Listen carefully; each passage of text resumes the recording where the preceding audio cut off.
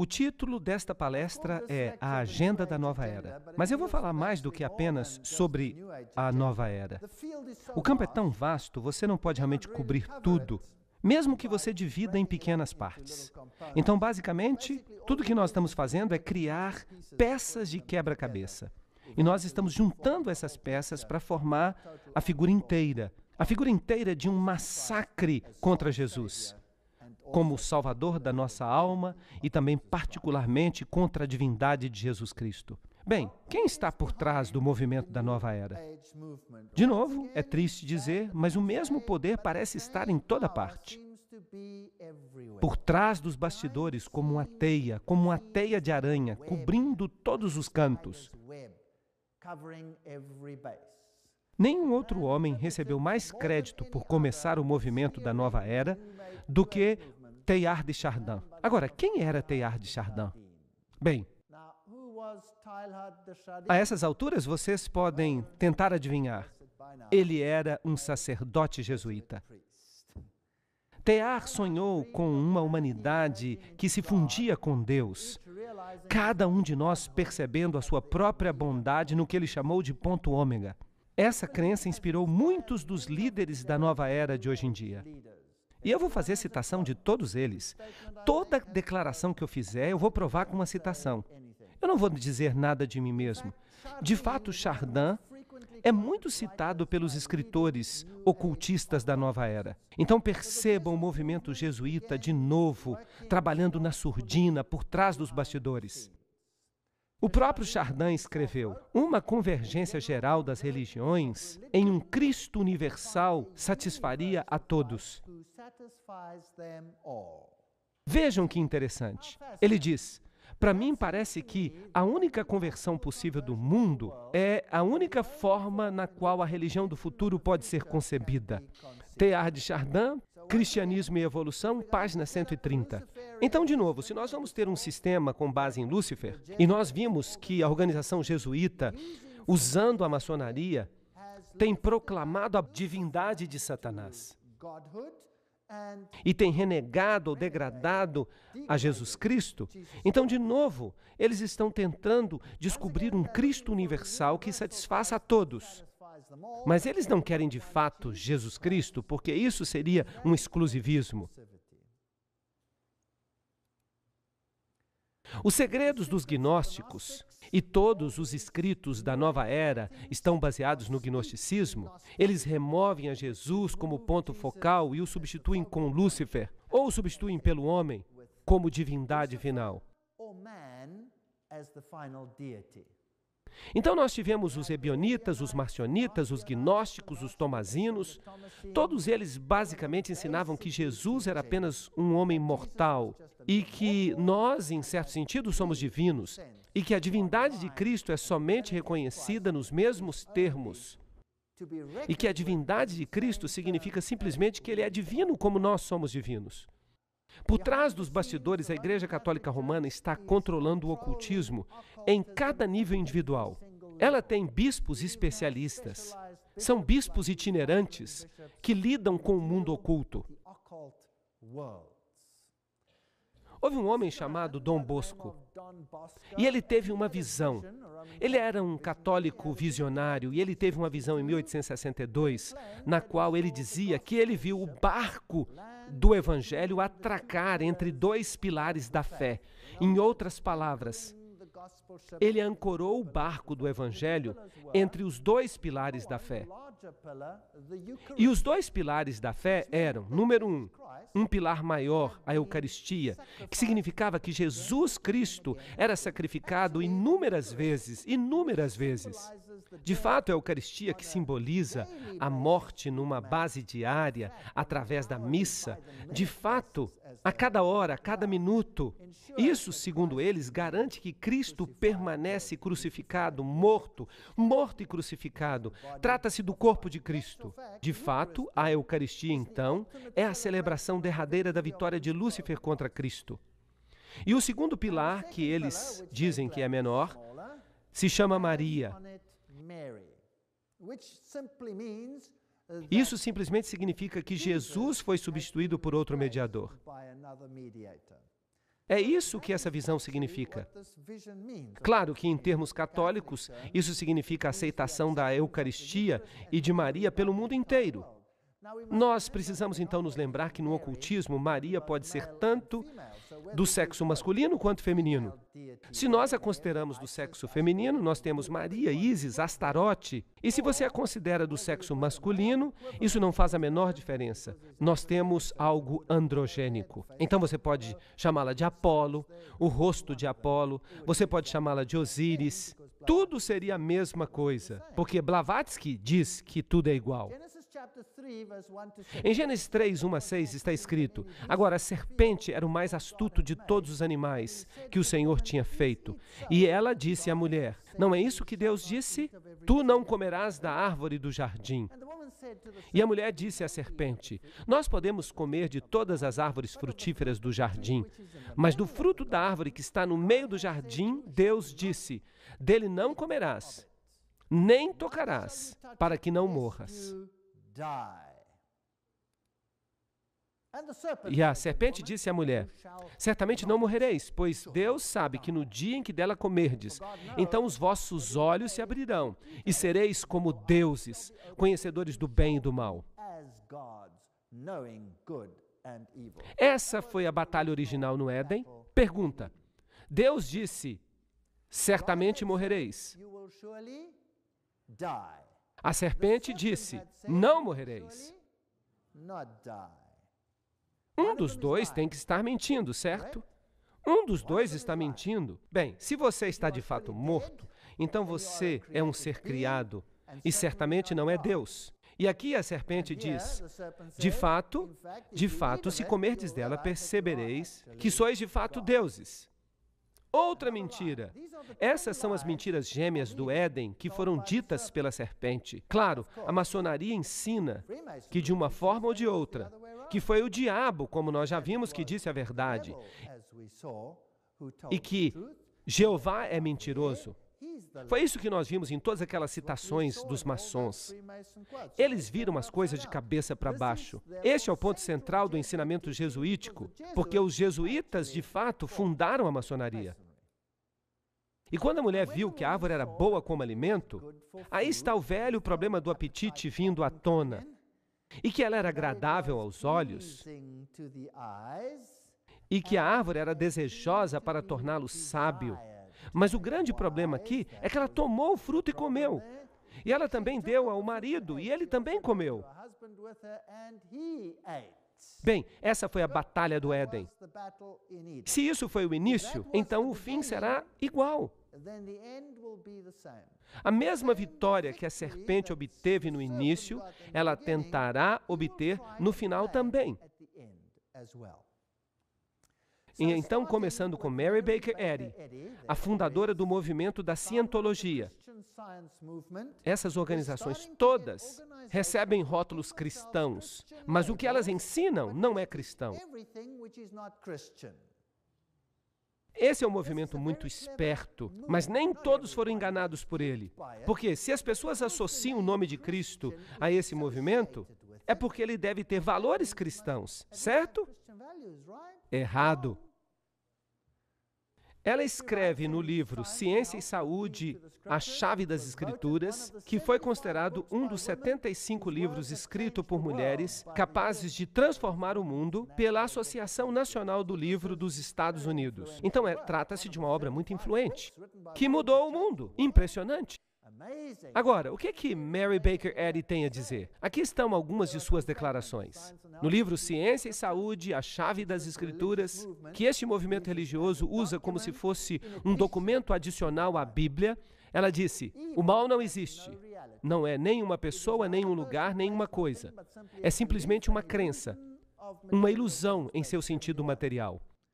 Bem, e eu sempre me pergunto, em que planeta que ela vive? Certamente não neste planeta. E na página 589 ela diz: Jesus, o mais nobre conceito humano corporal da ideia divina, repreendendo e destruindo o erro e trazendo à luz a imortalidade do homem. Bem, então se Jesus é apenas um exemplo para nos mostrar o que é ser imortal, Deus não disse, certamente morrereis?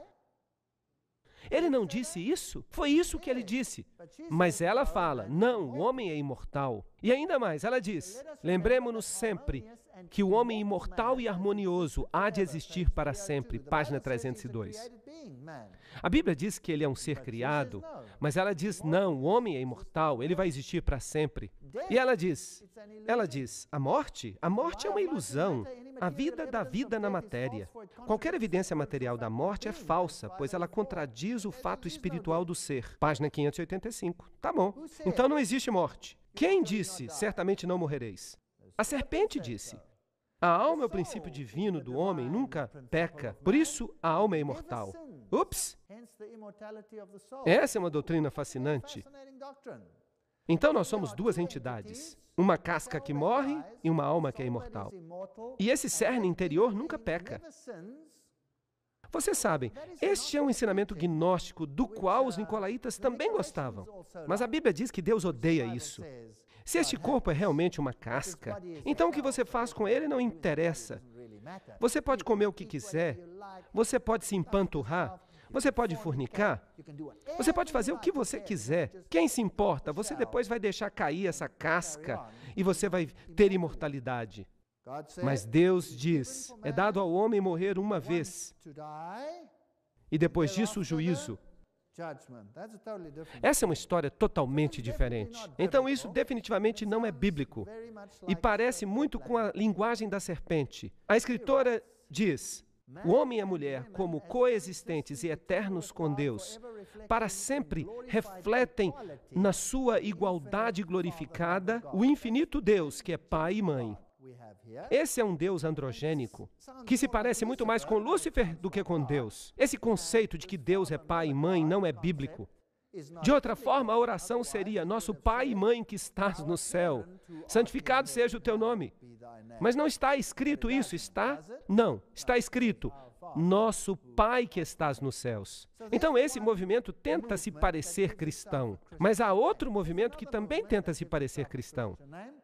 O movimento mórmon. Os mórmons se chamam a si mesmos de santos de Jesus Cristo dos últimos dias. Aqui temos o nome de Jesus Cristo sendo usado de novo. E toda a informação desta religião vem de um anjo chamado Moroni. Eu não quero nem fazer piadas com esse nome. E aqui está uma representação na qual ele está em pé em cima do globo, tocando a sua trombeta. Aqui temos uma típica igreja mórmon, sem janelas, como as lojas maçônicas, que também não têm janelas. E o fundador do movimento mórmon não é ninguém outro senão Joseph Smith. E Joseph Smith era um maçom de grau 33. E o que isso diz a você? Quem era o Deus dele? Se ele era um maçom de grau 33, então o Deus dele era Lúcifer. Agora, este aqui é o sucessor dele, ou o próximo profeta, como eles dizem. O líder mórmon Brigham Young, que sucedeu Joseph Smith, e ele também era um maçom de grau 33. Então vamos verificar isso. A Igreja de Jesus Cristo dos Santos dos Últimos Dias. Seu fundador, Joseph Smith, era um maçom de alto nível. Seu sucessor, Brigham Young, era também outro maçom. De acordo com o livro Roupa Negra, Brigham Young era um amigo íntimo de Peter D. Smith, um dos mais poderosos jesuítas americanos do século XIX. Assassinos do Vaticano, página 182. Eles estão por toda parte. Mas eles não se sentam na fila da frente. Eles gostam das últimas cadeiras, para que não sejam descobertos. Aqui está Joseph recebendo do anjo Moroni os tabletes de ouro, com esta nova doutrina. Bem, eu não vou ficar falando de mim mesmo.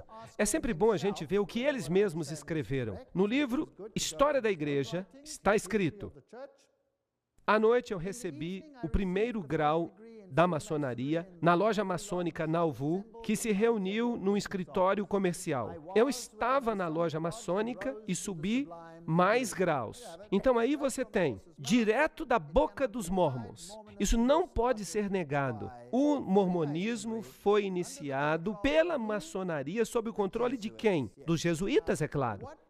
Agora, qual seria o principal motivo de começar uma organização que controla pelo menos um estado dos Estados Unidos? E que, junto com a maçonaria, controla todo o programa espacial? Porque todos que já foram ao espaço, ou é maçom, ou é mormon. Um dos dois. E é muito interessante que essa organização também tem o maior banco de dados sobre as pessoas do mundo. Eles sabem tudo sobre quem é você, quem são seus pais, onde você viveu, o que você fez. Eles sabem cada detalhe da sua vida. Eles têm um banco de dados. E esse banco de dados vai se tornar muito importante um dia em relação a compras e vendas e sobre quem é que vai ter direitos na nova dispensação. Por isso, eles realizam uma obra muito importante para a ordem jesuíta. Se você olha para os mormons, eles têm os mesmos rituais dos maçons. Eles se cumprimentam com apertos de mão, um pouco diferente, como vocês percebem. Eles têm apertos de mão secretos. Eles têm uma parafernália que acompanha esses apertos de mão. E aqui está o seu principal templo na cidade de Salt Lake. Vocês percebem que é um lugar bem fechado. E quando você vai lá e você observa, você percebe o olho que vê tudo com um aperto de mão maçônico. Você vê a lua, o símbolo de Baal Haddad, o sol, os pentagramas de cabeça para baixo. O antigo bruxo, maçom, mormon e satanista, Bill Schnoschlen, enfatizou que para o mágico, o pentagrama invertido tem apenas um único uso, o de invocar o poder de Satanás e manifestar o reino do demônio sobre a terra. Então aqui está o símbolo, bem nesse templo maçônico. Fui eu mesmo que tirei essas fotos. Eu estive lá. Outra citação. Você vai descobrir que o pentagrama satânico é valioso e indispensável se você tentar conjurar o poder infernal do nosso Senhor Satanás. Esse amuleto extremamente poderoso é o sinal do microcosmo e é o conjunto de todas as forças ocultas. Em outras palavras, não há nenhum amuleto ou talismã que seja mais poderoso ou que seja perto de ser tão poderoso quanto o pentagrama satânico. E é interessante que ele está em praticamente todas as bandeiras do mundo. Mas isso é outra história.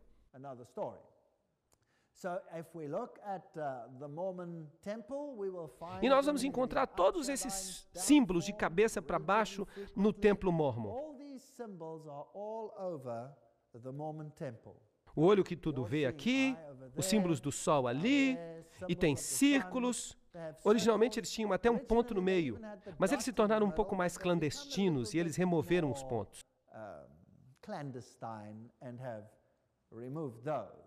Em outras igrejas no mesmo local, você vai encontrar a estrela de Davi e todos os detalhes do mormonismo.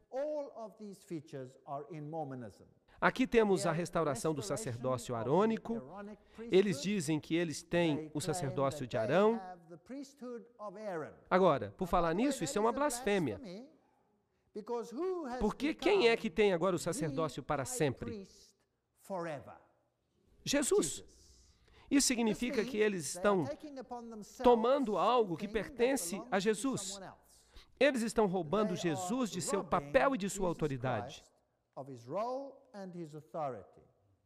Kathy Burns, no livro Símbolos Maçônicos e Ocultos, diz: tanto os maçons quanto os mormons falam do sacerdócio de Melquisedeque. No rito escocês dos maçons, o grau 19 é chamado de grande pontífice. É durante esta cerimônia que o candidato é ungido com óleo. Então, proclama-se que ele é um sacerdote para sempre de acordo com a ordem de Melquisedeque. Eu pensava que só havia uma pessoa que pertencesse a essa ordem hoje. Mas não, tanto os mormons quanto os maçons dizem que pertencem. Hebreus 5, 5 e 9 nos diz, contudo, que Cristo não se glorificou a si mesmo para que fosse feito sacerdote, mas ele foi chamado de Deus, sumo sacerdote, de acordo com a ordem de Melquisedeque. Mas os ocultistas, os mormons, os maçons, eles se glorificam a si mesmos e eles tomam sobre si mesmos a honra do sacerdócio que foi dado a Cristo apenas. Então, quando eu dei o título a esta palestra de Massacre Total, você percebe que Todo mundo lá fora está tentando roubar Jesus de seu poder e de seu sacerdócio. Aqui está a sala do coral, lá no Tabernáculo dos Mórmons. Esta aqui é a sala do coral no Tabernáculo dos Mórmons. É aqui que o coral dos Mórmons canta. E canta muito bonito, não é verdade? É a música mais maravilhosa que você pode imaginar. Eles são famosos por causa dessa música. Mas o que você tem que entender é que, no satanismo, você pode chamá-lo também de Cristo. Porque Jesus significa Josué. E Josué significa Jeová Salvador. E Lúcifer se atribui o mesmo título. Então você pode cantar essas lindas músicas para outro espírito, dependendo de a quem você esteja obedecendo. E é claro, muitos desses pobres mormons não têm a menor ideia, porque no mormonismo também há graus. Você tem os iniciados embaixo, mas você também tem graus mais elevados. Então, os graus baixos não sabem nada. Por exemplo, essas freiras aqui que saem e ficam falando para as pessoas, dizendo coisas maravilhosas que elas leram, elas não percebem o que elas estão dizendo. E se você olhar para os prédios dos mormons, puxa vida, eles são impressionantes. O dinheiro não é um problema para eles. Mas e a doutrina mormon? Vamos dar uma olhada rapidamente na seção 27, Doutrinas e Concertos, no verso 11. Os mormons ensinam que Adão era Deus. No Jornal dos Discursos, volume 4, página 53, um escrito oficial da Igreja Mormon, está escrito que os pecados só podem ser expiados pelo sangue. E o que isso quer dizer? Isso não é bíblico. No livro de Mórmon, Alma 7:10, diz que Jesus nasceu em Jerusalém. Isso não é bíblico. É um detalhe, mas é irritante. Jornal dos Discursos, volume 2, página 81 e 82. Cristo se casou com Maria, Marta e outros. Isso aí lhe dá uma ideia da razão por que eles podem ter mais de uma esposa, não é verdade? Eles negam a expiação, nós estamos passando pelo mesmo ritual de novo. Uma das doutrinas mais perniciosas defendidas pelo homem é a doutrina da justificação pela fé, que entrou no coração de milhões desde a Reforma. Foi o próprio Joseph Smith que escreveu isso em A Restauração de Todas as Coisas, página 192. Isso não parece semelhante ao que Westcott e Hort disseram, sim ou não? Bem, este é um ensinamento maçônico, e a Igreja Mormon nada mais é do que uma fachada para a maçonaria, que se faz passar pela religião de Jesus Cristo. O livro de Mórmon, em Nefi 2, 22 a 25, diz: Adão caiu para que os homens se levantassem, e os homens se levantaram para que pudessem ter gozo. Então, Adão caiu para que os homens tenham gozo? Isso é interessante.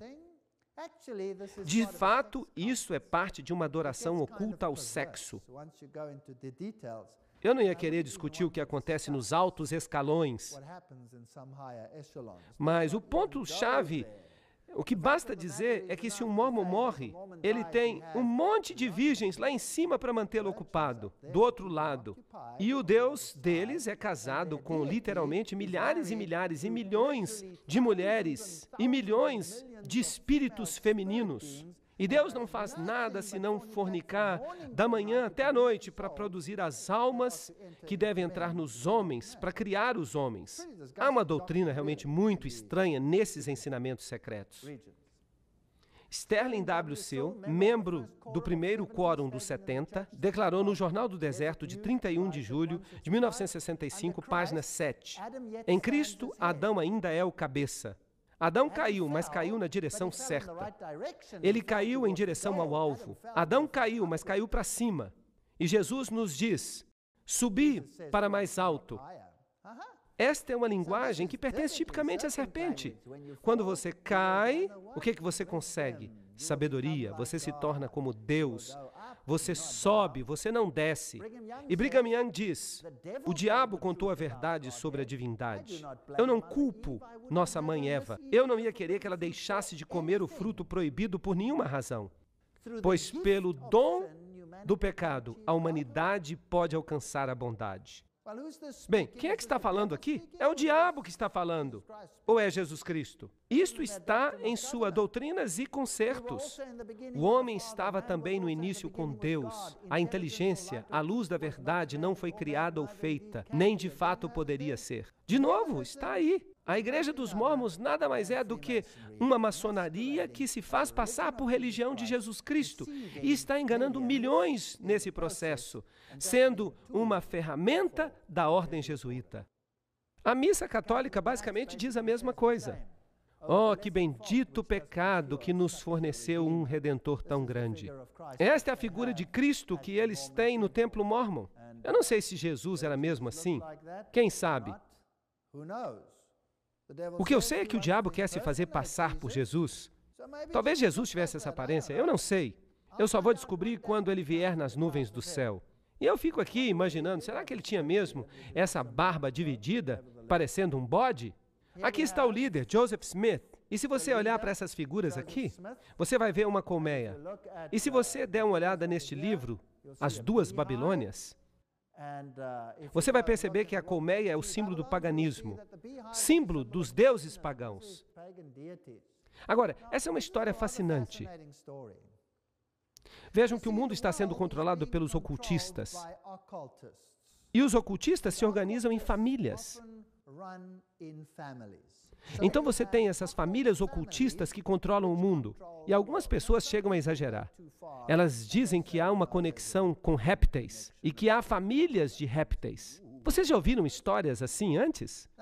Bem, eu não quero ir nessa direção, mas vamos dizer, é possível que haja famílias que controlem o mundo e que venham de famílias reais? Agora, algumas linhas reais foram erradicadas, eliminadas, destruídas. Foram tiradas da face da terra através da intriga jesuíta. Mas outras foram colocadas no poder, como a casa de Stuart, por exemplo, na Inglaterra. Todos eles maçons, todos eles ocultistas. Eu lhes digo que a rainha é a rainha dos Bilderbergers, e ninguém pode entrar tão profundamente no ocultismo quanto eles. E aí você tem, então, essas famílias reais. É possível que essas famílias estejam controlando a maior parte do mundo? Será que os reis do mundo vão reinar um dia? Vamos dar uma olhada nisso aqui que é interessante. Aqui está o diagrama da família Howland, que se encontra publicado no Templo Mórmon, e explica quem é quem nesse zoológico, e quem pertence a qual família. Uma família. Então nós estamos olhando aqui um tataravô. Vamos dar uma olhada para ver quem são os seus descendentes. Uma família, e vocês podem verificar isso. Joseph Ira Earl, homem muito prominente nos seus dias.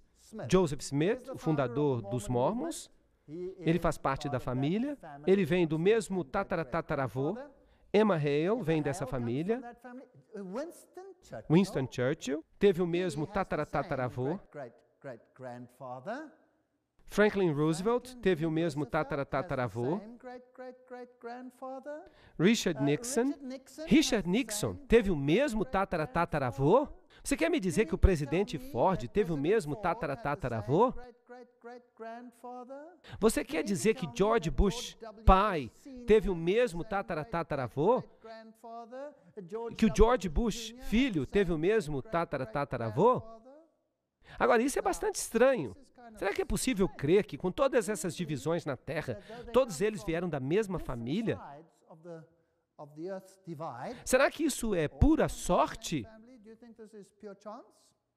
Bem, eu vou deixar que você faça a especulação. Eu não quero entrar nisso, mas eu acho fascinante que todos eles venham da mesma família. De Churchill, de muitos presidentes nos Estados Unidos, 1, 2, 3... esse intermediário, 4, 5 presidentes nos Estados Unidos, mais alguns do outro lado, mais o fundador do movimento dos Mormons, tudo da mesma família. Isso é muito, muito, muito estranho. Agora, e esse negócio dos Mormons e a NASA? Você vai descobrir que os principais homens são todos Mormons ou são maçons?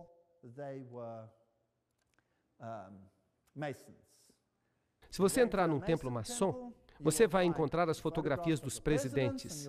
E você vai encontrar todas as fotografias dos astros que foram até o céu. Aqui está o Conselho Supremo do Rito Escocês, a jurisdição maçônica do Norte, o calendário. Eles têm um próprio calendário de 1998 e ele conta algumas coisas muito interessantes. Alguém aqui reconhece esse homem? Buzz Aldrin. Alguém aqui reconhece aquele outro? É o coronel John Glenn. E eles nos informam que todos eles eram maçons de grau 33. A lista é simplesmente interminável. Nós discutimos que praticamente todo presidente era maçom. E você os encontra nas listas presidenciais maçônicas. E a maçonaria também está por trás do movimento da Nova Era. Aqui nós temos uma revista original, a revista da maçonaria. E o título é Nova Era. Mas porque havia uma conexão muito forte com a maçonaria, eles mudaram o nome para Rito Escocês. Bem, algumas pessoas ficam me dizendo que eu não tenho os livros dos quais eu falo, que eu estou tirando essas coisas todas da minha cartola.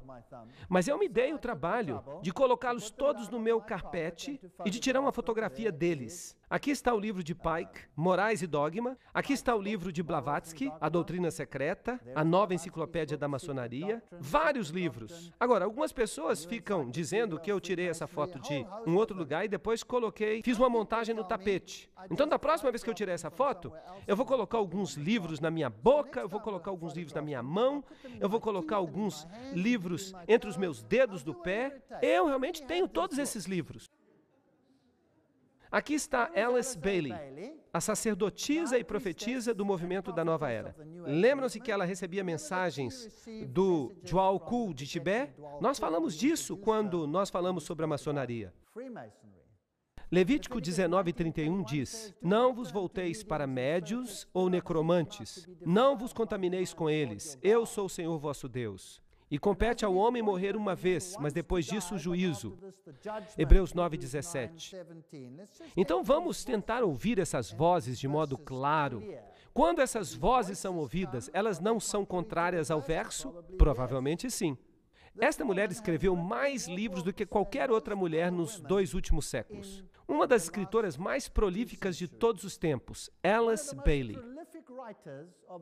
Seus livros foram publicados sob o símbolo da flor lótus e foram publicados por uma editora cujo nome é Companhia de Publicação Lucifer. E isso causou muita movimentação quando eles mudaram o nome para Lucis Trust, a confiança da luz. Agora, só há uma outra mulher que escreveu tanto quanto ela no último século. Vocês sabiam disso? Ou nos últimos 2 séculos. Só há 2 mulheres que podem competir nesta questão.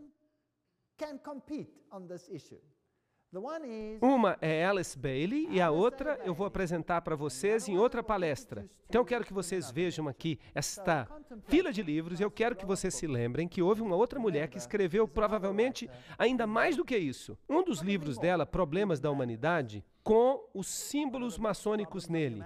O reaparecimento de Cristo está aqui. Este aqui é um livro para preparação para a volta de Cristo. E Alice Bailey escreveu: esquecendo das coisas que para trás ficam, eu avanço nas minhas possibilidades espirituais. Eu me dedico de novo ao serviço daquele que virá. E eu faço tudo o que eu posso para preparar as mentes e os corações dos homens para aquele evento. Eu não tenho outra intenção na minha vida. Agora, este que vai voltar não é Jesus Cristo, porque ela é uma adoradora de Lúcifer. Quem é que ele está dizendo que vai vir? Lúcifer. Mas eles o chamam de Cristo. Agora, que outro movimento está esperando a volta de Cristo, entre aspas? O movimento Mórmon, certo? Eles estão dizendo que ele voltará e que ele se apresentará no seu templo em Salt Lake City. Aqui está outro movimento que talvez interesse a vocês: as Testemunhas de Jeová. E há milhões e milhões de testemunhas de Jeová no mundo hoje.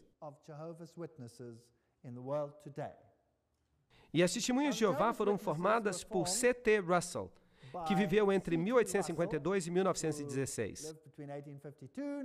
Ele é o fundador das Testemunhas de Jeová. Eles veementemente negam qualquer conexão maçônica, mas esse homem era um maçom de grau 33. Já está ficando até monótono, não é verdade? Está ficando monótono. Vamos dar uma olhada e vamos ver se a gente consegue cavar alguma coisa. O Plano Divino para os Séculos. Manual de ajuda para os estudantes bíblicos. Aqui está, na língua norueguesa. Notem o símbolo que eles usam na frente. É o símbolo do Deus Ra. O Deus Sol, Ra, o equivalente do deus Shamash. Aqui está a torre de vigia original de 1º de dezembro de 1916. Não se pode negar mais. Aí está, eu mesmo tirei a foto. E aí está o símbolo da maçonaria que eles usam. Está aí o símbolo maçônico sobre o livro. E aí também se descreve como o fundador, Russell, morreu.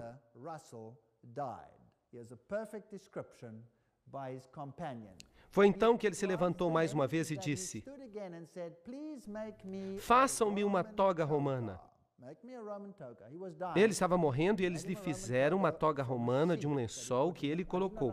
Eu não compreendia o que ele quis dizer, mas a sua voz tinha se tornado tão fraca que ele tinha que repetir praticamente tudo. Querido irmão Russell, eu não quero pedir que você repita nada. Eu disse: irmão Russell, eu não compreendi o que você quis dizer. Eu vou mostrar para você. Então ele pegou o lençol e o colocou ao redor, ele o apertou ali. É assim que um maçom quer morrer, quando ele chega à beira da morte. Então todo o ritual maçônico, o alto ritual maçônico da morte é descrito aqui. Russell era um alto maçom, um maçom de grau 33, quer você queira ou não. Então esta é uma sociedade oculta que finge representar a Jeová, Yahvé. Se você olha para a sepultura, você vai ver que ela também tinha um símbolo maçônico. E essa coroa sobre ela. E as primeiras torres de vigia também usavam esse simbolismo. Aqui está, ali também. Você o vê nas primeiras torres de vigia. Mas você precisa de cópias antigas. Eu obtive essa daqui de um testemunho de Jeová, que deixou aquela igreja quando ficou velho. Então, se nós observarmos os ensinamentos dos testemunhos de Jeová, eles são a organização que mais fez predições de profecia do que quaisquer outras.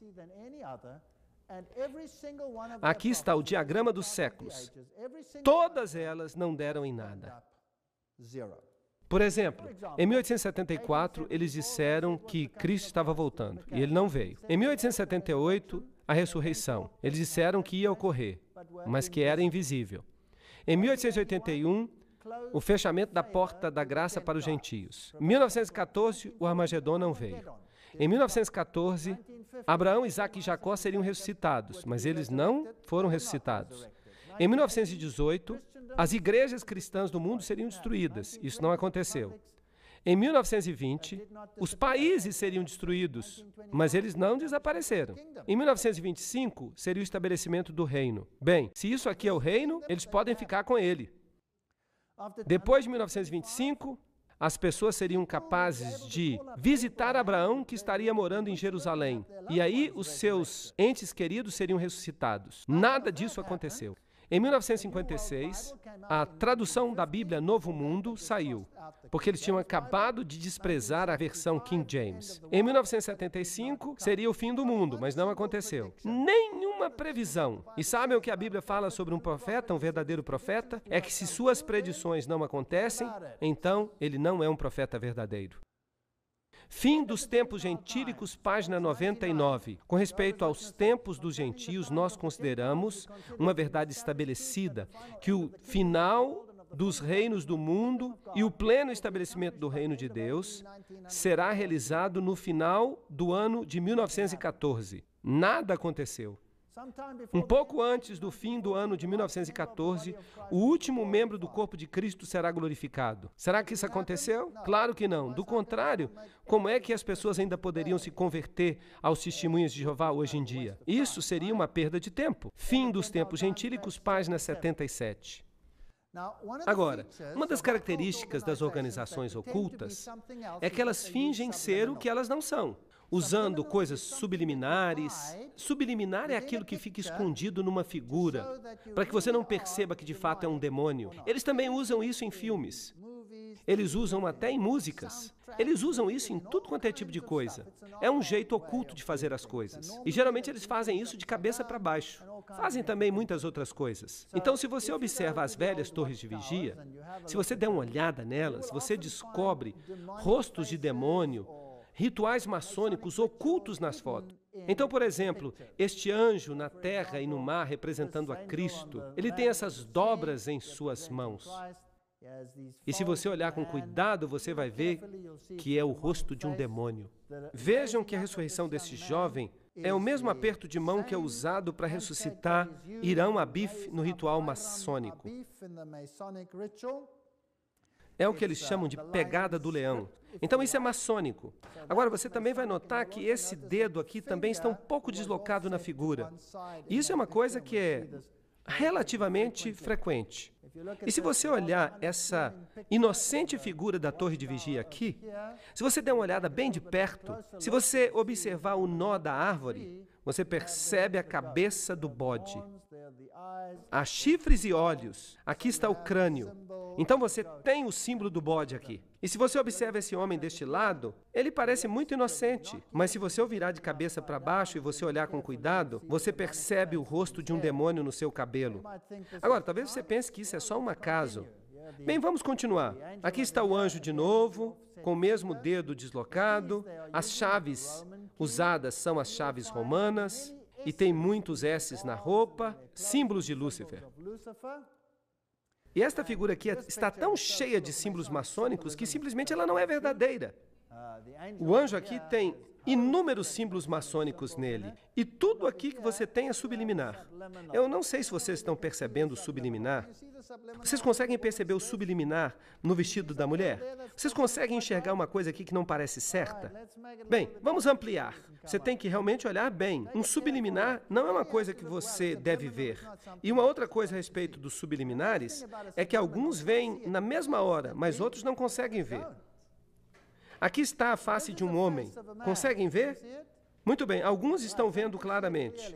Aqui está o nariz, aqui está o bigode, e esse cabelo aqui parece um pouco estranho. Agora, quem é esse? Será que esse aqui é um rosto qualquer ou é o rosto de alguém em particular?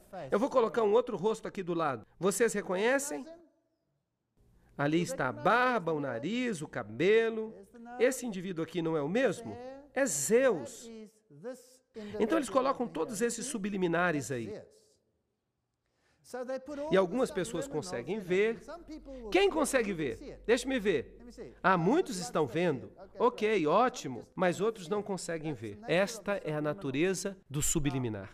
Agora, se nós formos para outro, você observa aqui os triângulos maçônicos, você observa aqui os pentagramas, todos os tipos de coisas ocultas. E então eles usam sombras para fazer isso de modo bem esperto. Aqui está Jesus, supostamente, e eles dão a Jesus um olhar diferente. Para os testemunhas de Jeová, eles o colocam com cabelo curto. Ah, notem que este pé é um pé de bode como sombra. Então eles usam essas mensagens subliminares. Aqui de novo você olha as roupas e você pode ver um S nas dobras. Eles usam muitos símbolos. Aqui, esta religião, de novo, uma religião que começou com os maçons, porque a ideia é que quanto mais distrações você tiver, menos chances você tem de estudar tudo. Isso não faz sentido? E qual é o objetivo de todas essas religiões? Tirar a divindade de Jesus Cristo. Esse é o objetivo dessas religiões.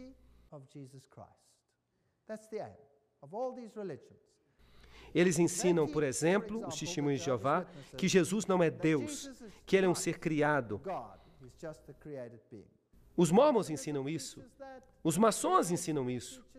O mundo oculto ensina isso. O islamismo ensina isso. Os católicos, os líderes católicos ensinam isso. Todos eles ensinam isso. Há alguém que odeia Jesus. E vocês sabem quem é? Sim, é Lúcifer. Lúcifer. E o seu agente, de acordo com a Bíblia, é o papado. E eles vão usar o papado para alcançar os seus objetivos. E eu acho que já chegou a hora de o mundo ver a natureza e a magnitude desse massacre total contra Jesus Cristo como Senhor Salvador, o único Salvador do nosso planeta. Savior and only Savior on this planet.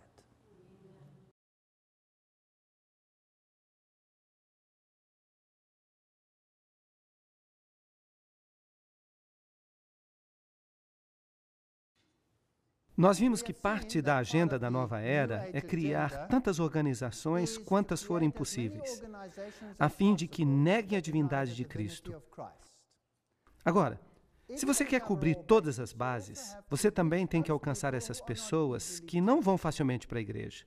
Esta organização aqui é a organização Bahá'í, de Haifa, em Israel, em junho de 2003. Quase 500 mil de pessoas já visitaram os jardins que estão ao redor do santuário de Bab, no Monte Carmelo. É aqui que ele vive, ou onde ele é representado. É claro que ele não vive mais lá. Eles primeiramente abriram para o público em 4 de junho de 2001. No Carmelo, eles colocaram este templo. Agora, nesta representação do templo, você vai ver todos os símbolos de novo. As estrelas, os símbolos que acompanham a estrela. A fé Bahá'í diz: a unidade fundamental de todas as religiões é o seu principal objetivo. Bem, Teilhard de Chardin também diz: devemos fazer com que todos aceitem o Cristo universal que satisfaça a todos. A investigação independente da verdade, a igualdade entre homens e mulheres, a eliminação do preconceito, a educação universal. Sexto, o estabelecimento de uma língua internacional auxiliar. Soluções espirituais para os problemas econômicos, a harmonia entre ciência e religião, a obtenção da paz mundial através da cooperação internacional. Tão poderosa é a luz da unidade que ela pode iluminar, e eu odeio essas palavras. Eu tenho uma alergia total a essas palavras do ocultismo, o mundo inteiro. Bem, então eles querem colocar todas as religiões juntas debaixo de uma estrela. E esta estrela definitivamente não é Deus.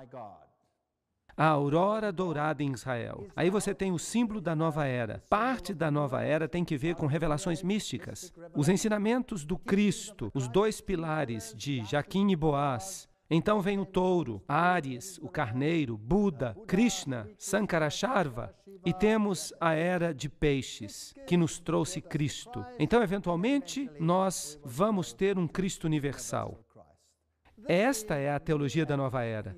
E ela começa, é claro, com Jaquim e Boaz, que também são o cerne, a alma da maçonaria. De novo, a maçonaria está controlando todas essas coisas. No musical Hair, quando a Lua está na 7ª casa e Júpiter se alinha com Marte, então a paz guiará os planetas e o amor guiará as estrelas. Este será o despontar da era de Aquário. Harmonia e compreensão, simpatia e confiança. Não haverá mais falsidade ou divisões, uma vida de ouro, sonhos de visões, a revelação do cristal místico e a verdadeira libertação da mente. Aquário, a era de Aquário. Quem é mais velho aqui se lembra dessa música, não se lembra? Sim, que mentira. Tudo isso tem que ver com Lúcifer. É o advento da unidade sob os símbolos ocultos. Assim como a maçonaria faz a mesma coisa com os símbolos de Jaquim e Boaz. A Bíblia nunca fala de pilares nesse sentido. Aqui está a paciência dos santos. Aqui estão aqueles que guardam os mandamentos de Deus e a fé em Jesus. Apocalipse 14, 12. Esses são os pilares nos quais nós podemos depositar a nossa fé. Estes são os pilares verdadeiros. Então a nova era está cheia de amuletos e chaves cósmicas e poderes de pirâmides e astrologia e cura natural e mãos de luz. Tudo isso é muito esotérico.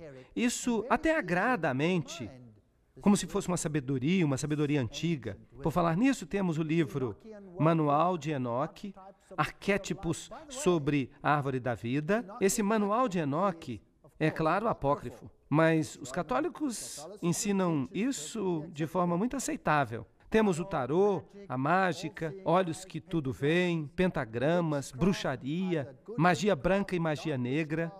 Vocês sabiam que na Inglaterra as pessoas podem fazer faculdade de magia e o governo paga todas as despesas? Que legal, hein? Você pode se tornar um bruxo. E você pode escolher se você quer ser especialista em magia negra ou em magia branca. Isso realmente não faz a menor diferença.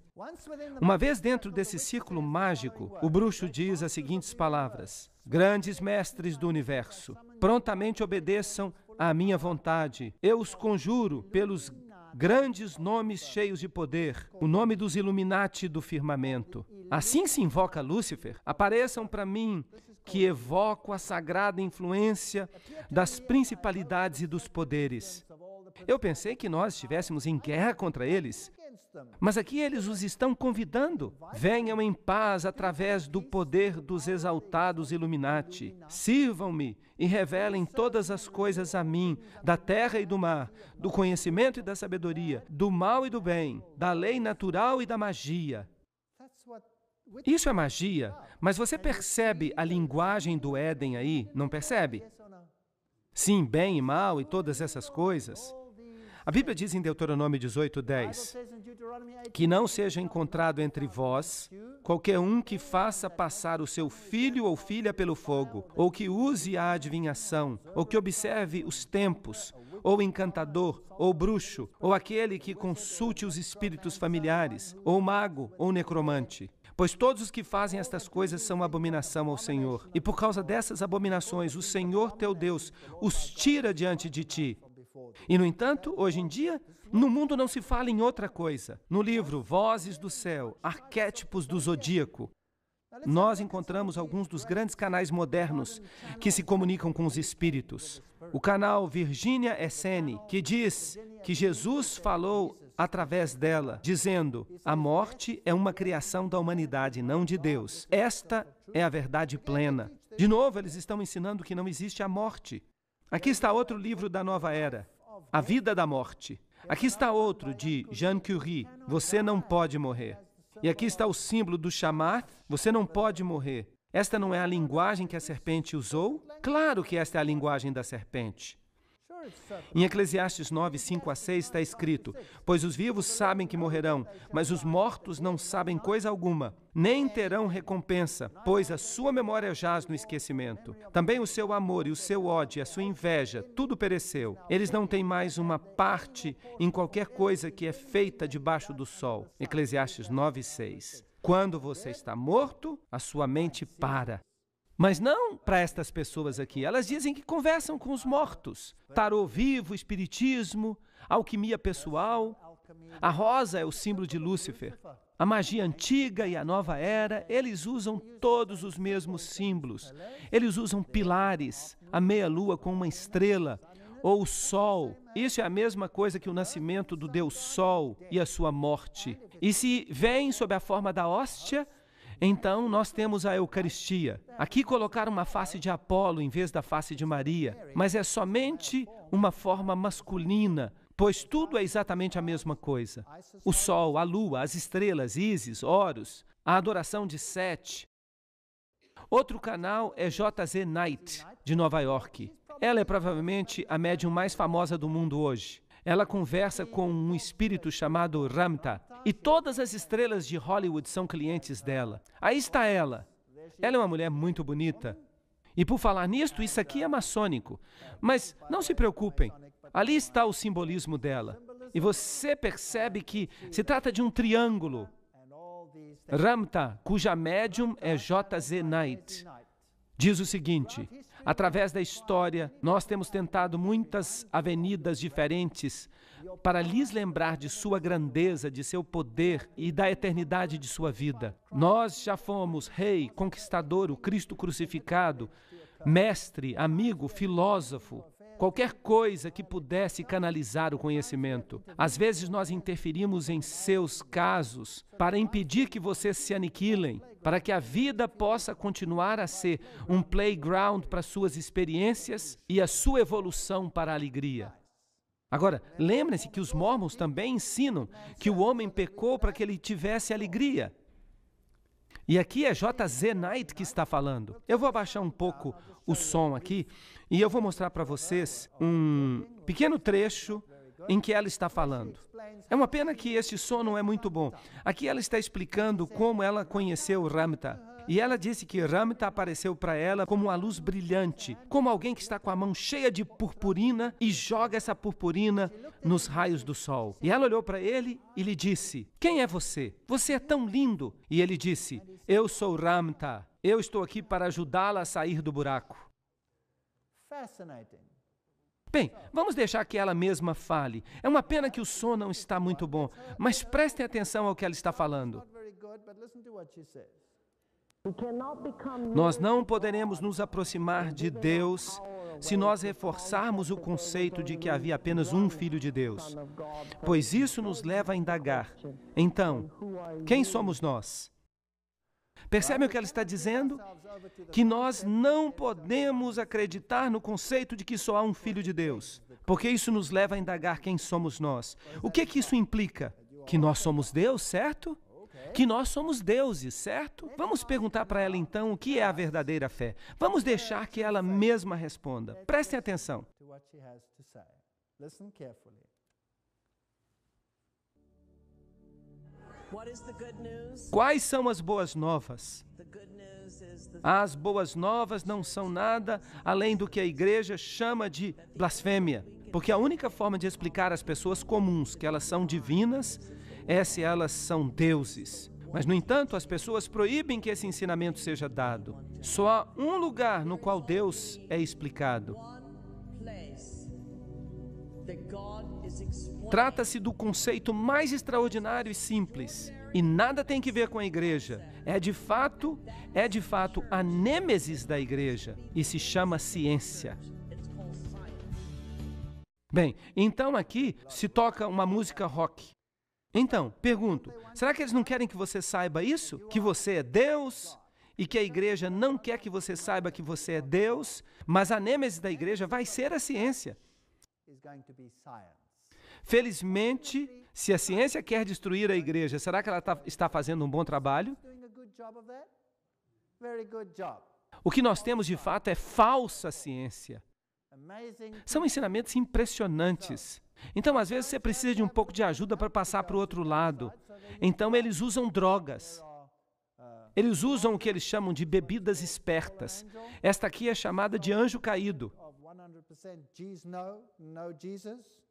E eles dizem que você pode incrementar a sua vida espiritual se você usar êxtase. E se você está tomando êxtase, e se você beber essa bebida esperta, qualquer que seja ela, vocês conhecem essa marca Red Bull? Eles dizem que Red Bull lhe dá asas para voar. E todas essas bebidas com muita cafeína, elas têm o poder de desencadear em você uma viagem. Então, a nova era também ensina como você pode se tornar divino e como você pode controlar outras pessoas. No mundo dos negócios, você então tem um desempenho maravilhoso. Aqui está um jovem andando sobre brasas. E a Bíblia proíbe isso. Isso é feito no hinduísmo, que ensina que você pode se tornar divino e que você pode obter resultados através de uma atenção focada. Que você pode olhar para uma pessoa e simplesmente por olhar essa pessoa, você pode obrigá-la a fazer tudo o que você quer. Uma vez um jovem veio até mim e me disse: eu posso obrigar você a fazer tudo o que eu quero que você faça. E eu disse para ele: você não pode me obrigar a fazer nada que Deus não queira que eu faça.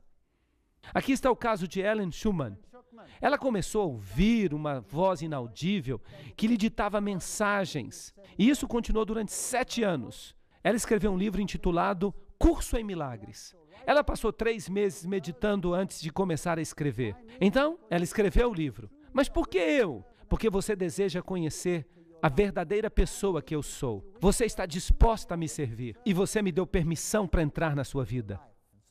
E então as mensagens continuaram. E ela finalmente escreveu o que este Espírito disse que ela escrevesse. E Jesus Cristo, qual foi a primeira declaração que ela fez? Nós não precisamos de ajuda para entrar no céu, porque nós nunca saímos de lá. Vocês conseguem perceber aqui a destruição completa da divindade e da morte substitucionária de Jesus Cristo? A salvação oferecida por Cristo é destruída. E então ela ensina os cânticos que você tem que cantar. Eu não sou meu corpo, eu sou livre, pois eu ainda estou do jeito que Deus me criou. Em outras palavras, há aqui um aspecto de vida eterna. O curso é o início e não o fim. E quando você passa por este curso, a dor se torna minha própria ideia e não é mais o pensamento de Deus. Eu invoco o nome de Deus e o meu próprio nome. Para mim, isso é blasfêmia do mais alto grau. E ela continua escrevendo: não existe morte porque o Filho de Deus é como seu Pai. Percebam que eles dão essas razões patéticas. Isso não tem lógica alguma. Nada que você faça pode mudar o amor eterno. Esqueça os seus sonhos de pecado e culpa. Mas o que a Bíblia diz? É por causa do pecado que Jesus teve que vir e morrer por nós. Isso não é verdade? Sim, mas se você for esquecer essas coisas porque não há mais morte, bem, então você pode continuar vivendo como sempre viveu.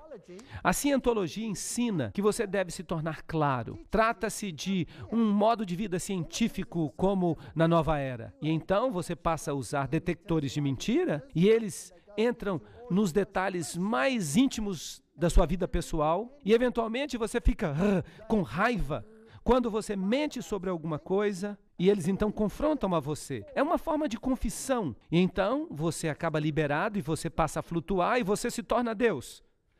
Está escrito no livro Mágica e a Mente Ocidental. O ponto central da religião do Novo Mundo é a aproximação com o divino. Se vocês se aproximarem dele, ele se aproximará de vocês. E existe uma hierarquia. A religião do Novo Mundo será a grande aproximação do divino que unificará todas as religiões. Então, se nós fizermos uma comparação das doutrinas da nova era com as doutrinas da Bíblia, nós descobriremos que, primeiro, a Bíblia diz, Jesus é o Filho de Deus. A nova era diz, Jesus é um dos mestres.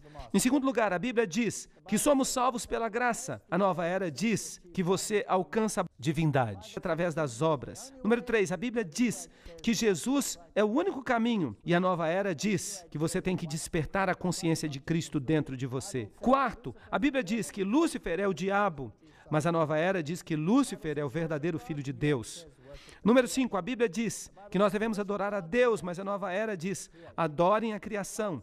Número 6, a Bíblia diz, o homem foi criado, a nova era diz, o homem físico evoluiu, o homem espiritual sempre existiu. Número 7, a Bíblia diz que Deus não é parte da criação, mas a nova era diz panteísmo. E eles dizem que se eles quiserem, o próprio Lúcifer pode aparecer para eles. Então a Bíblia ensina a ressurreição, a nova era ensina a reencarnação. A Bíblia ensina que a palavra é a verdade, a nova era diz que a verdade é interior. A Bíblia diz que nós devemos esperar pela segunda vinda, a nova era diz esperem por Maitreya. A Bíblia diz que devemos abandonar o pecado, a nova era diz que não há pecado, esqueçam do pecado. E finalmente a Bíblia diz que nós devemos nos tornar como Cristo pela santificação, mas a nova era diz, descubram o poder interior.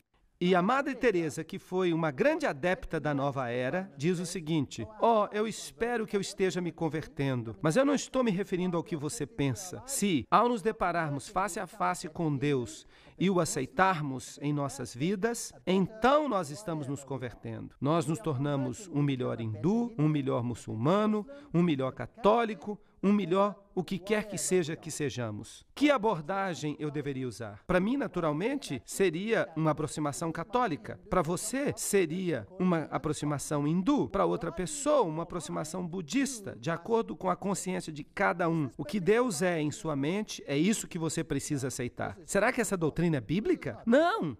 Esta é a doutrina da serpente, não é a doutrina bíblica. O que ela está dizendo é que um sacerdote católico podia muito bem ser budista. E eles podem, de fato eles são budistas. E ela continua, nós precisamos fundir o eticista, o prático, o político e o sacerdote. E é sobre isso que as conferências deles falam. E se nós observarmos os teólogos católicos e a Igreja da Inglaterra e o Dalai Lama e os muçulmanos, os judeus, os sikhs, todos eles são iguais. E nas Nações Unidas, a fé dessas pessoas estava disposta a mover montanhas. E por isso, eles ensaiaram um ecumenismo, uma iniciativa ecumênica que é chamada de Nações Unidas da Fé. E eu vou dar uma palestra inteira sobre este assunto.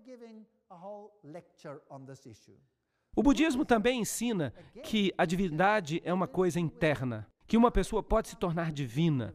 O budismo também ensina a reencarnação. De fato, o budismo é apenas uma seita do hinduísmo.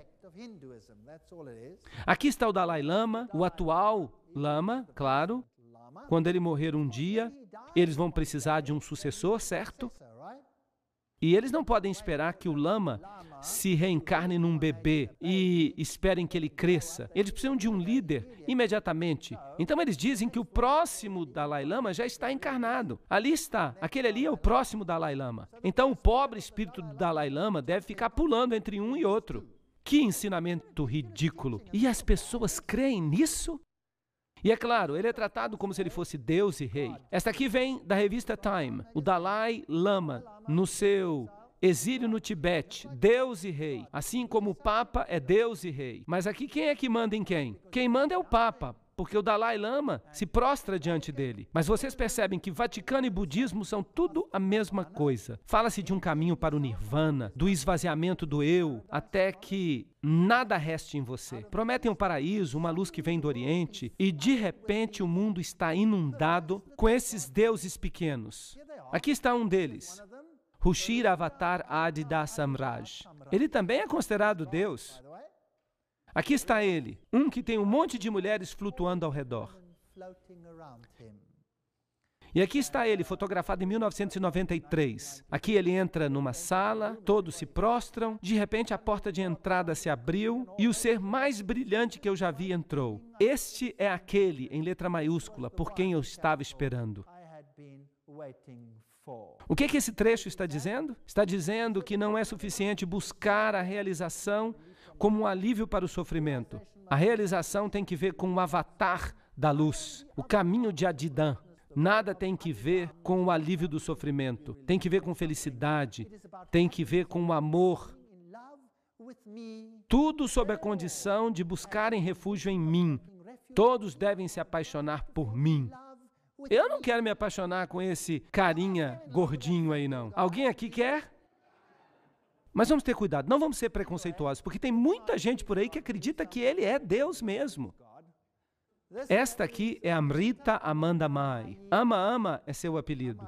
Agora, vocês acham que essas pessoas que estão aqui são gente pequena, simplesmente fazendo um passeio? Claro que não. Esses aqui são dignitários das Nações Unidas. Aqui está ela recebendo a recompensa por uma iniciativa pela paz global empreendida por mulheres religiosas e líderes espirituais em Genebra. E ela é uma das porta-vozes das Nações Unidas. Mas ela também é adorada. Ela é uma deusa. Você pode adorá-la e está tudo bem. Aqui está o discurso de ama nas Nações Unidas. Esta é a única verdade que brilha na criação. Rios e montanhas, plantas e animais, sol, lua e estrelas, você e eu.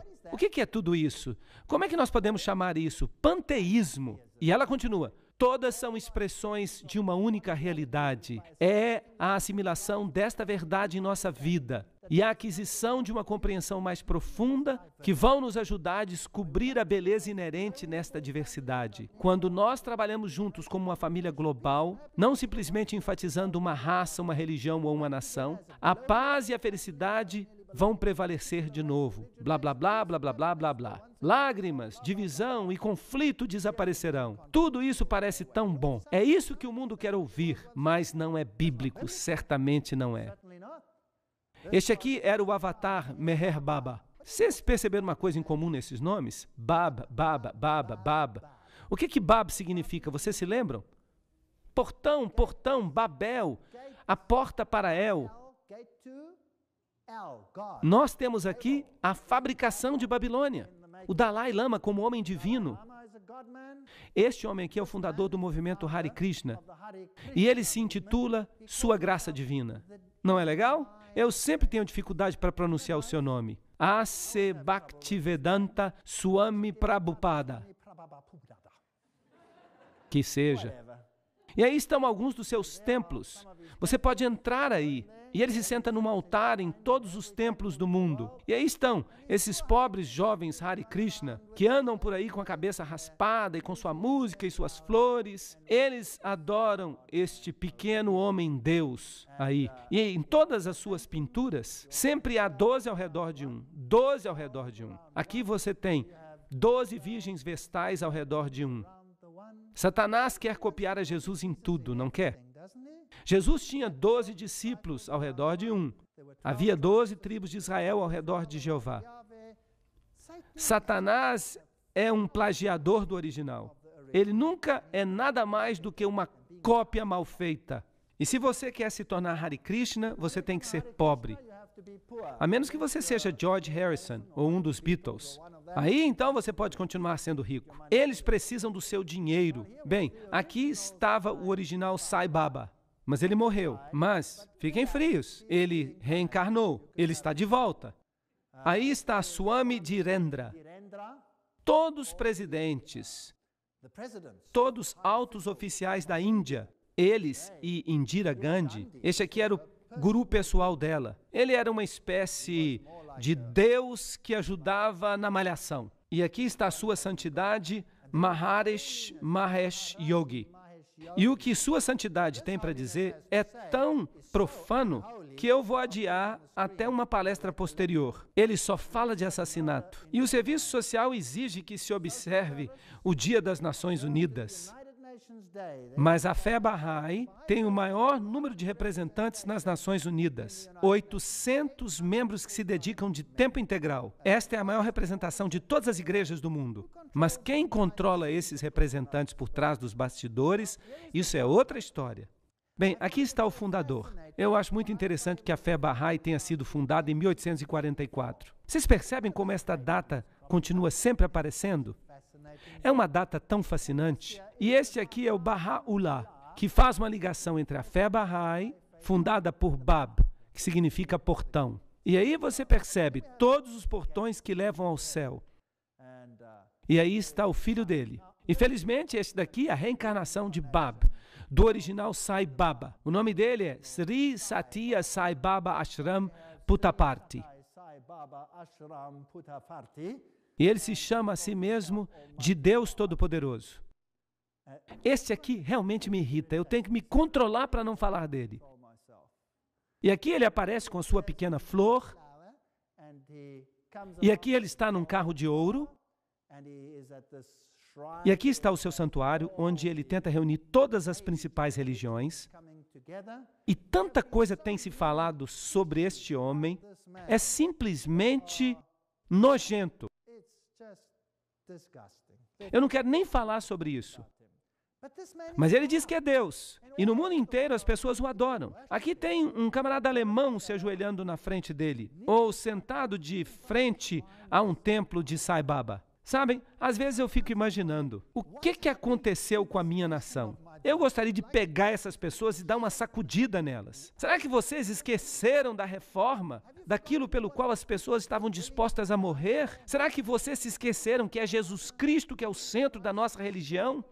E não uma outra pessoa que se parece com eu não sei, talvez um esfregão estático ou alguma coisa? E eles adoram isso? Isso não é uma loucura? Bem, quem controla essas religiões? Vejam aqui o jesuíta Swamis. Eu quero dizer que quem controla tudo isso são os jesuítas.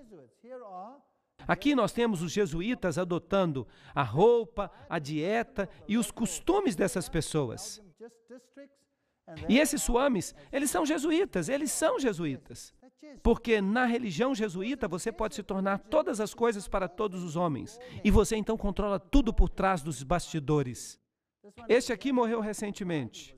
Seu nome era Bhagwan Sri Rajneesh Osho. Aí está ele, um homem divino, e as pessoas o adoravam. Ele tinha 50 Rolls Royce, e as multidões o admiravam. Escutem agora o que eles estão dizendo sobre essa pessoa. Bem, eu tive o prazer de conhecer a Bhagwan, e eu quero lhe dizer que não existe ninguém como ele. Bhagwan é o meu mestre, eu o amo. Eu estou apaixonado por ele, isso é tudo que eu tenho a dizer.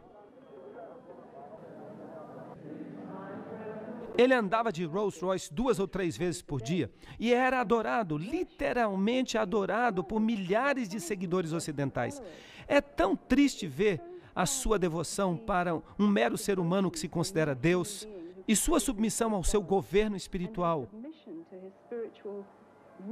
Por isso eles usam a foto dele ao redor do pescoço continuamente. E eles são obrigados a usar sempre vermelho. E são obrigados a mudar o seu nome para nomes hindus.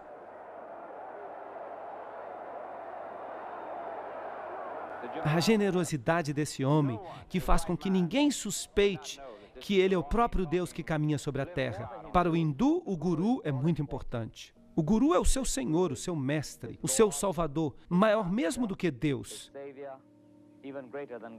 Eu estou realmente muito interessado em sua adoração, em sua veneração, nos dons, nas oferendas que eles me trazem. Mas eu certamente não estou interessado em seus problemas e suas dificuldades e suas dores. Os seguidores do guru creem que ele retribui este amor incrível que eles sentem por ele, mas em realidade ele se alimenta de suas emoções para manter o seu próprio ego. Eles estão buscando a sabedoria, o amor que Bhagwan tem para oferecer. Ele tem tanto amor e ele oferece este amor a todos. E ele nos ajuda a encontrar o nosso amor por nós mesmos. Bem, aqui tem mais algumas cenas. Vejam este repórter. Milhares de adeptos, a maioria dos quais vêm de famílias separadas e já emocionalmente feridos, estão se tornando vítimas dos gurus. A maioria dos gurus que eu conheço no mundo ocidental são muito ricos. Os gurus têm mais interesse em discípulos brancos do que em discípulos da Índia, simplesmente porque eles podem pegar mais dinheiro dos brancos. Eles têm adquirido inúmeras propriedades, eles têm contratado guarda-costas, eles vivem num luxo muito grande, eles têm os próprios hotéis, suas próprias frotas de aviões. E até helicópteros, no caso de Rajneesh. Bem, eu não posso garantir que vocês entenderam isso, mas vocês percebem a magnitude como as pessoas podem adorar gente assim. E este é apenas um deles. Há muitos outros. Ken Wilber, um psicólogo da nova era, diz: a grande deusa Kali da Índia, quando vista em sua forma mais elevada como a esposa de Shiva, é um exemplo perfeito da assimilação da imagem da grande mãe em um novo corpus, em um corpus mais elevado da mitologia da grande deusa, que serve de fato um sacrifício de autoconhecimento e não um sacrifício substitutivo com sangue.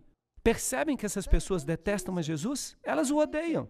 E dizem, a queda foi um avanço evolutivo, um crescimento perfeito. Isso não é interessante? Sim, o que mais eles dizem? Quando comemos da árvore do conhecimento, não apenas os homens e mulheres perceberam o seu estado mortal e finito, eles perceberam que eles tinham que sair da subconsciência do Éden para que eles pudessem verdadeiramente viver a vida de si mesmos. Eles não foram expulsos do jardim do Éden, eles simplesmente cresceram e saíram de lá. E eles dizem que por esse ato corajoso nós temos que agradecer a Eva e não culpá-la. Este é o mesmo ensinamento dos Mormons, exatamente o mesmo. Este livro aqui é A Vinda do Cristo Cósmico e seu autor é Matthew Fox. Quem é Matthew Fox? Um sacerdote católico que se tornou sacerdote episcopal. Porque dá para mudar de um para o outro. É tudo a mesma coisa. Este livro fala do sagrado e de nossa resposta para ele. Reverência. O que é sagrado? Tudo é sagrado. A criação é sagrada. As estrelas, as galáxias, as baleias, o solo. E o que é isso? Isso é panteísmo. O que mais ele diz? Que criatura há de negar que é um diamante mortal, uma bênção original, uma imagem do divino? É minha experiência que somente a espécie humana ousa negar a sua divindade, ousa negar o Cristo cósmico. A Vinda do Cristo Cósmico é o livro, e o seu autor é um sacerdote católico.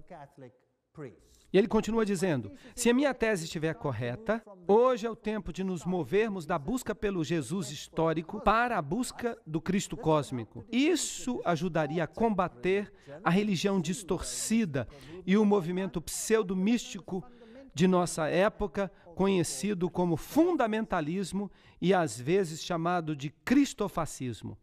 Bem, quem mais disse que essas pessoas são como novos fascistas? Isso não é interessante? Então, aqueles que creem na Bíblia são cristofascistas. E se você crê no Cristo cósmico, então tudo bem. E ele continua, talvez precisemos de um novo concílio ecumênico. Este deveria ser profundamente ecumênico e reuniria toda a sabedoria das religiões mundiais. Agora, não pensem que Matthew Fox é um peixe pequeno. Ele é um dos principais pensadores desse movimento. E o que esse Cristo cósmico faz? O que ele fará? Ele vai nos mudar, ele vai mudar os nossos costumes? Ele vai nos levar a uma sexualidade mais profunda? Percebem? Isso é interessante. E o que mais ele fará? A Eucaristia. Essa será a promessa do eros maternal nele. O que ele está querendo é trazer de volta o velho culto sexual a Ísis, e isso é nojento. Um dos principais aspectos do movimento da nova era é preparar o mundo para a vinda do Cristo cósmico, o reaparecimento do Cristo. E então, a mente precisa estar afinada com o ocultismo. É aí que Harry Potter e todos os outros entram. Os sinais de mão de Mary Grant-Pré. Ela é a artista que faz a pintura das cenas dos filmes, que pintou o palco, que pintou o cenário para o filme da Formiga e para outros filmes. J.K. Rowling é a autora. J.K. Rowling é a autora. Vocês sabiam que os nomes usados aí são de fato nomes de demônios? São nomes verdadeiros. E que ela usa mensagens subliminares de contaminação, de mistura de palavras. Por exemplo, um dos seus personagens é chamado de Blavatsky, em vez de Blavatsky. Então, isto é ocultismo no seu nível mais elevado. E as pessoas ficam dizendo que esses filmes são bons, que não tem nada de satânico neles. Um dos principais apoiadores dos livros de Harry Potter no cristianismo hoje, e isso aqui é uma citação da revista do Billy Graham. E eles dizem, Harry e seus amigos desenvolvem coragem, lealdade e uma disposição para se sacrificar uns pelos outros. Não são más lições em um mundo tão egoísta, mas eles têm o símbolo de Zeus neles. Bem, então, o que o movimento da nova era quer fazer? Ele quer alterar o estado de consciência, introduzir sonhos e visões, astrologia, adivinhação, espiritismo, mágica, feitiços, amuletos, solstício, sacrifício humano, sexo sagrado e adoração à serpente. É isso basicamente o que eles querem. E como eles querem conseguir isso? Eles tentam apresentá-lo de uma forma mais palatável. Eles tentam vencer o preconceito das pessoas, misturar crenças novas, redefinir palavras, reescrever a história, prover experiências místicas, imergir os alunos em formas cativantes de uma nova crença. Eles usam crenças-alvo para responder às indagações e exigir pureza. Desde que você exija pureza, tudo bem. Os iniciados, esta aqui é supostamente a aparência que eles têm. O mestre Moroil, o mestre Venécio, os 9 grandes mestres que vêm de novo, o mestre Hilário, o mestre São Paulo, tudo reencarnação. Serapis, que significa serafim, forma angélica, Mahashohan, e o mestre Jesus, que, é claro, foi superado pelo Cristo. Patético. Todos os outros mestres são mestres em seu próprio direito, mas quando chega em Jesus, ele é superado. Não é interessante como eles mudaram a Bíblia para dizer, em vez de Espírito Santo, o Espírito de Jesus, mostrando que Jesus na Bíblia também era controlado por outra pessoa? Bem, então o grande mestre Kuthum Lasin, e então o Maitreya, aquele por quem todos estão esperando, o Cristo, o Bodhisattva, o Imam Mahdi, o Sri Krishna, o São Patrício, o mestre do mundo. Agora,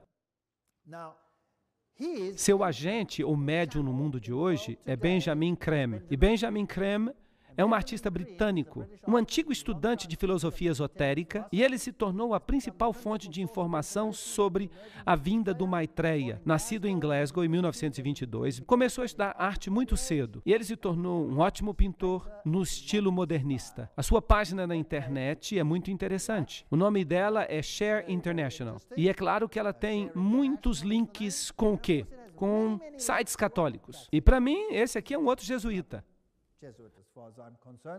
Benjamin Creme, o reaparecimento do Cristo e os mestres da sabedoria. Em 1982, a sua organização Tara Century pagou páginas inteiras de anúncio nos principais jornais do mundo, declarando que o Cristo já voltou. E ele diz, as igrejas cristãs revitalizadas, bem como as lojas maçônicas, serão usadas com o propósito de iniciar as massas que vivem neste planeta. Vocês percebem, então, que as igrejas vão cooperar. Ele escreve, partilhem com seus irmãos esta experiência jubilosa e falem a eles que Maitreya, seu amigo, seu irmão, seu mestre, voltou. Vamos ver esse pequeno vídeo aqui e observar o que ele tem a dizer. Boa noite, meus queridos amigos. Estejam prontos para me ver em breve, para seguir os meus pensamentos. A minha vinda se aproxima. O mestre mundial da nova era de Aquários, Maitreya Buda, já está vivendo em Londres, na Inglaterra, desde 1977.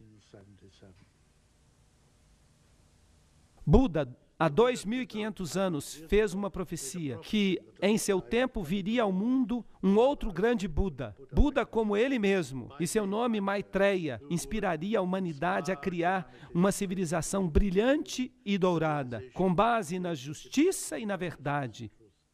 E que Maitreya viria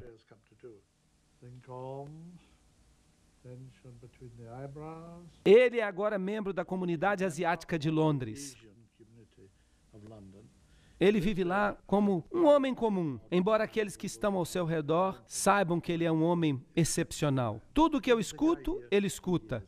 E ele pode dar ensinamentos através de mim. Ele pode inspirar, ele pode curar.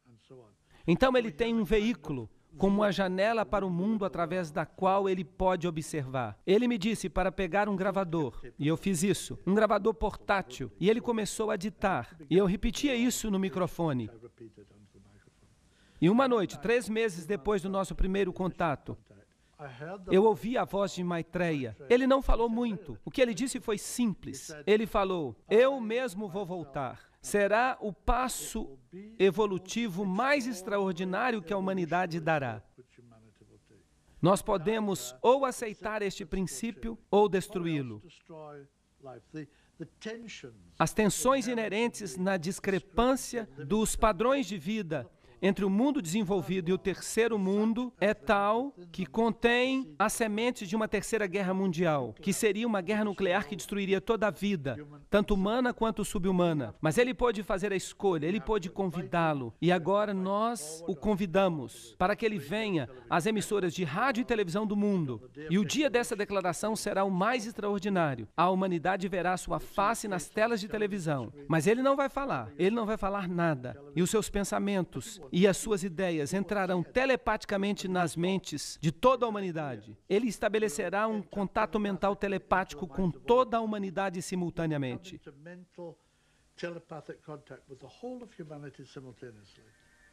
See the light which beckons you. Vejam a luz que vai levá-los para o futuro, o som que vai levá-los para a eternidade. The knell of regret. Você não odeia esse tipo de voz? See the light that beckons you into the future, or forever sound the knell of regret. Isso é patético, não é? Pathetic, isn't it? Ele vai aparecer para todos nas telas da televisão, vai se comunicar telepaticamente com todos, e todos vão perceber que eles têm que ir e ficar ao seu lado. E o princípio da partilha, da redistribuição, da riqueza será aceito. Todas essas coisas das quais nós temos falado.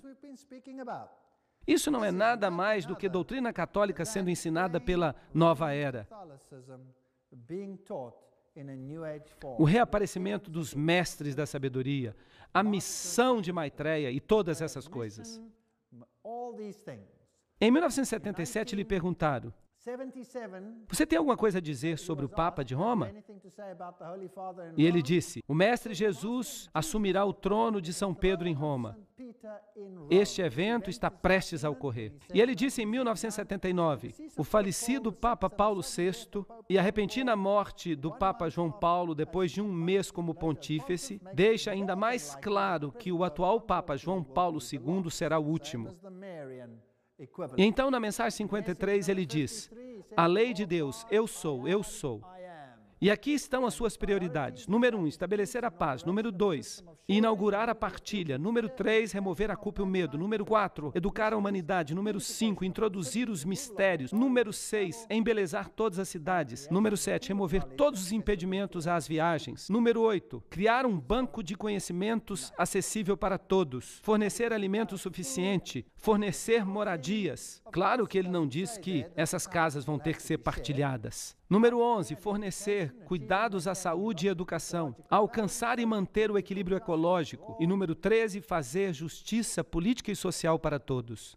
E ele diz que Deus há de brilhar em todo homem, porque dentro de cada um de vocês está um ser divino. Será que essa linguagem é de Deus ou é da serpente? Ele fala como demônio. E o que mais ele diz? A teologia é um argumento inútil com respeito às Escrituras. É uma perda de energia. Simplesmente tomem o amor e vivam-no. Percebem que ele não gosta da Bíblia. That's for sure.